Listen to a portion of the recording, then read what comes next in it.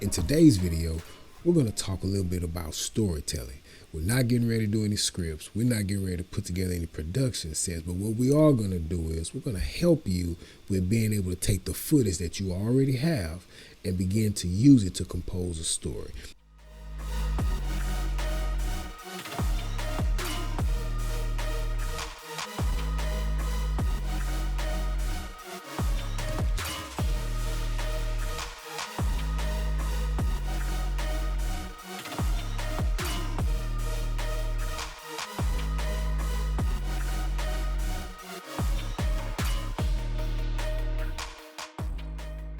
Now, a lot of times a story can be as simple as 2 or 3 frames, or it can be as complex as what you need for it to be.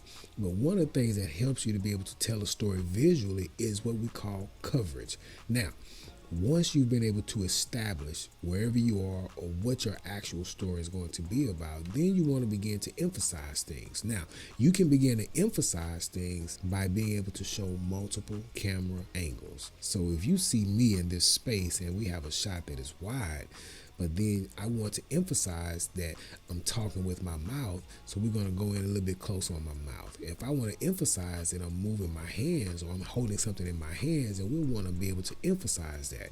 You can emphasize that by going from a wide shot to a medium shot. And then you can really emphasize that by going from a medium shot to a close-up. It is as simple as that. You can really start practicing this by varying your shots. And when I say varying your shots, I'm talking about you can vary your shots in the edit room. Okay, so if you have that camera, like we talked about in the video on essential camera gear, if you have that camera that shoots at least 4K, well, you can get that wide shot in 4K to ensure you can always be able to continue to let people know where that shot is being taken place at.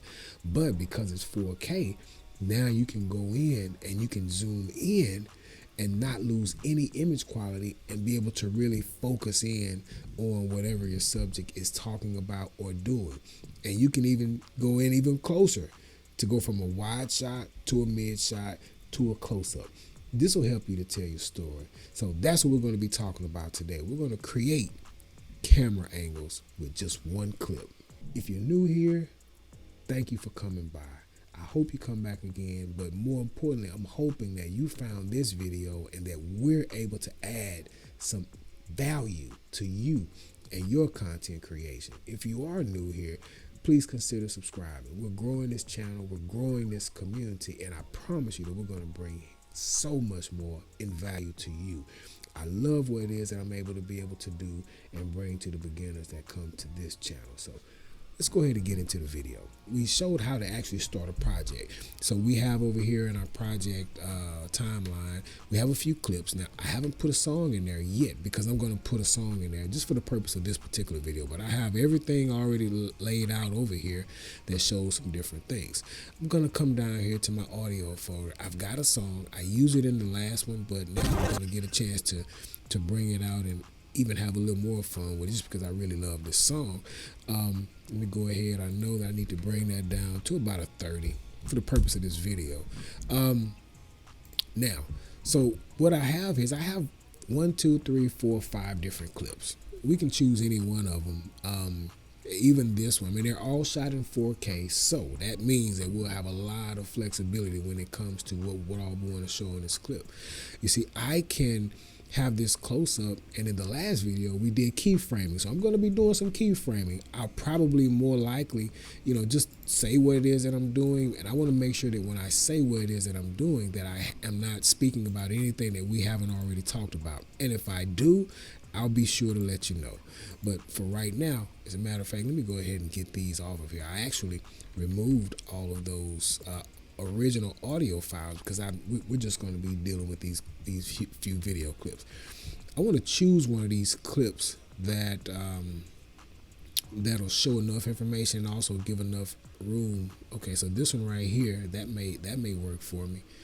Okay, so here I've already kind of varied my shots. Okay, I've already kind of varied my shots. So I'll tell you what, we're going to choose this one. And then I think this is the one right here that we grab a sip of coffee. Yep, that's it. So this is what I'm going to do here. I'm going to take that one And all we're really doing, like I said, we're just kind of sequencing our shots. We're putting the shots together to be able to tell just a specific short little story. I'm just sitting in here at the computer, looking at the computer, and then I'm going to take a sip of coffee. But we want to emphasize those things. See, this shot right here really lets you see where I'm at. Now, there could have been some more information that I included, but when you're filming by yourself and you just don't have a lot of help around you, you need to do what you can do. So I set this shot up, and it's just a shot of me right here. But I'm going to use this one shot to be able to show you how you can be able to tell this story. But the first thing we need to do is we need to go in and mark off our music, because we want to make sure that these beats and these cuts that we make look good. Work time. Okay. Go ahead and open this up. Let's go to the front. It's not going to be long. We're not going to mark off the whole song. We're not getting ready to do any mixing and breaking it up and creating anything new. What we are going to do, though, is I just typed in the letter I. That means input. That means that this is going to be the very first place where this music starts at. And then I typed in the letter M. That put a mark on it. So let's go ahead and mark off this song for a couple of beats. 1, 2, 3, 4. 1, 2, 3, 4. Something to buy, da ba da ba, yeah. Da ba da ba ba ba, da ba ba, yeah. Set the potato, da ba da. Boy, yeah.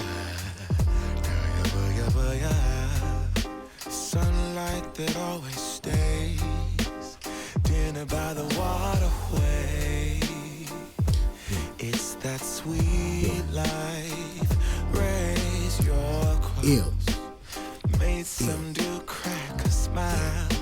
He asked if I could stay a while. I'm living that high life.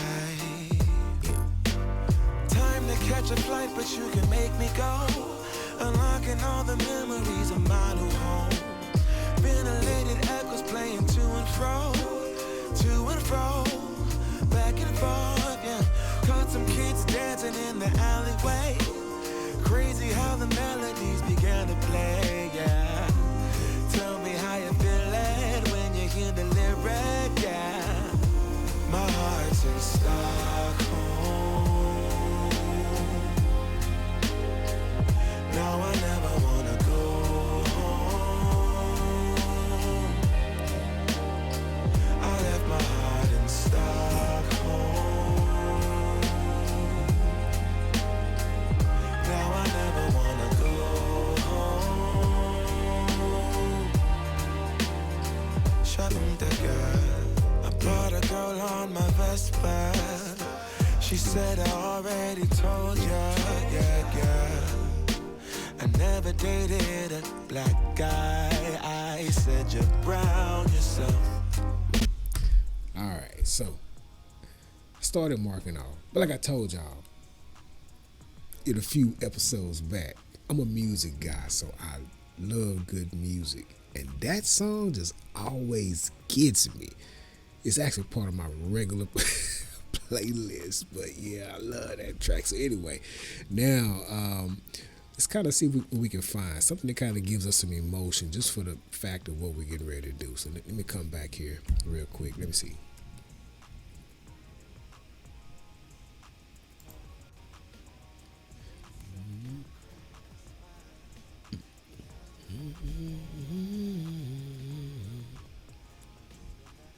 We get ready to start coming up. Boom. Right there. So that's where I want to start. See how easy it is. When you mark it off good, you will know that you're on beat. And when you really get into it, you don't really have to worry about falling out of beat. So anyway, we got this clip. We're going to probably do something like, 15, 20 seconds, something like that. But we just kind of have to see how it go. What I can tell you is just by looking at this, I can see that we'll have several places where we can be able to make those cuts. You know what I'm saying? So it's like the song is not super duper fast. It's not super duper slow either. But this should give us enough to be able to cut, to just kind of tell a little story, you know, but kind of put some emphasis on things. And this is purpose. Like the purpose of this is really just to give you an example of what you can do, how you can vary your shots, even when you only have one camera. Because a lot of times you go out, you just may not have it. And so this will work for pretty much anything that you're shooting. It could be an interview, it can be a performance, it can be a live event, it can be a show, it can just be something casual. But you've got this wide shot, you've got the music playing in the background, you got this wide shot, you got your people interested, but they're just only seeing where you are, what it's about. Now, boom, you just hit them with a 150% zoom. You know, like a 1.5. So now, we're not talking about all of this. We're talking about this. That's how you tell your story. And then even further, boom again. You see what I'm saying? So now you got a super close-up. You went from a medium close to a close-up. Now you really emphasizing. So, you know, on large sets or even with large crews, you may have 2 or 3 cameras at all times. Everybody's shooting the same shot, different angles, and you know, different focal lengths. And so when that happens, you just bring all that footage in. But if you only got one camera, you got to do what you got to do, right? Look, we beginners in this thing. So I mean, we probably don't have those kinds of budgets, and even if we do, we might not know how to use it. So anyway, this is how you do it. Shooting 4K. I don't care if it's on your cell phone, if it's on your camera, if it's on your iPad or your tablet. Shoot at the highest resolution you can, so that when you bring it back into your program, you can be able to cut in. That's that. I don't want to see any more of these films, shows where everything is the same focal length. I don't want to see that. Why? Because JT told you. You know better now. That's just it. You know better. So to know better is to do better. So now you know, no more one shot all the way through. It can be one shot when you shoot it, but we don't want that anymore on the other side of the edit. You shoot one shot, that joker better be in 4K. The phones all shoot at 4K 60 frames a second now, so there's really no excuse. You can get your 4K 60 frames a second. You can go in slow motion, whatever it is you need to do, but shoot in 4K at the absolute minimum. And then when we get in here, this is where we are. Okay, I'm off my soapbox. I just want to let you know, because those are things that, unless somebody tell you, just won't know. You know, that's the reason why it's a beginner's tutorial. These are basic things that I want you to know, so that way a lot of these other things, because some things just going to go over your head, period. Ask the questions, leave a comment. Let's get into this edit real quick. So right now, we're going to play this with the music so we kind of feel how we want to be able to make this next cut. Okay, so what I'm going to do is I'm going to leave it like this. I'm going to duplicate that. And I'm ultimately going to have 3 tracks that I'm going to use. Video track 1, it's going to be for the wide. Video track 2, there we go. There go that option or alt, click and drag again. Video track number 2 is going to be for my medium shot. All right, so let's go. Boom, right there. Okay, so now on this one, and the main thing you want to make sure of that you do is, even with your scale factors, you also want to still keep composition in mind. You don't want to do this and then when you cut to this shot, this person is all the way over to the right, all the way over to the left. Then it's just kind of not going to work, because it'll look kind of weird, and whoever's watching, they'll be like, it'll just be jarring. So anyway, we're going to go ahead and just zoom in. See, look at that. The fact that it's in 4K, I'm only at a 1.258 zoom factor right now, and I'm shooting in 4K. That means that image is going to look 99.95% the same in terms of image quality and resolution that it did on the lower shot, okay? So now, that's the first cut. Let's keep it going.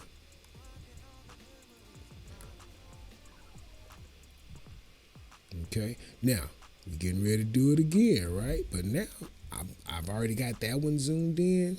Getting ready to zoom in again. Gonna option, click and drag up, and now we're getting ready to zoom in again. But this time we want the close. All right, I'm gonna even move it over a tad bit to the to that, just to kind of be able to get the eyes, the earring, you know, the glasses, because we really are emphasizing on this one right here. So watch this. We just picked the place where we wanted to be able to show that emphasis. So bam, I just cut that right there. Now let me come back. I forgot to mark it, so it's gonna go by straight field. Let me see. Boop, it was right there. I remember it now. So now I'm gonna click here. I remember I had my ripple delete to the left, and there we go.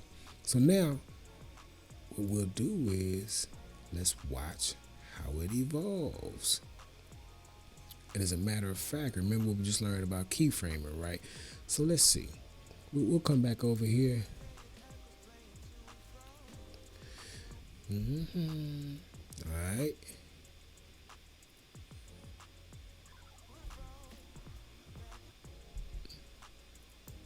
There we go. All right, now I'm just getting ready to trim all those up. That's 12 seconds.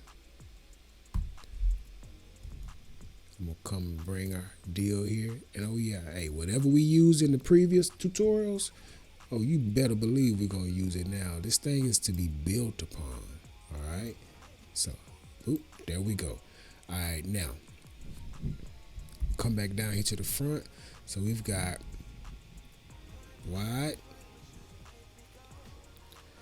mid, close. There you go. And then we're going to fade to black on that. We're going to come in here and I'm going to start volume out, fade out right there. Bring it over just a little bit. So now I'm going to come here and on that close up, what am I going to do? I'm going to see right here, it's locked in at 2.2 right now. That was the scale factor we did. So now what I'm getting ready to do is I just put a keyframe there. It's at 2.2. By the time we get to the end, I want that to be at a 2.35. Let's see how fast that is. See, it's not too fast, but there is a zoom. All right, now we did that. Now we're getting ready to come on over here, and I'm gonna come over 3. 1, 2, 3, 4, 5, 6. I always do that every time I say it. I'm gonna come over 3, then I go 6. So anyway, we're gonna drop a keyframe right here on this volume, and then by the time we get to this fade to black, we're gonna make it jump on up, and we're gonna make that 30 be minus 23. That'll give us a nice little boost. That'll give us a nice little quick boost. Okay, so now watch this.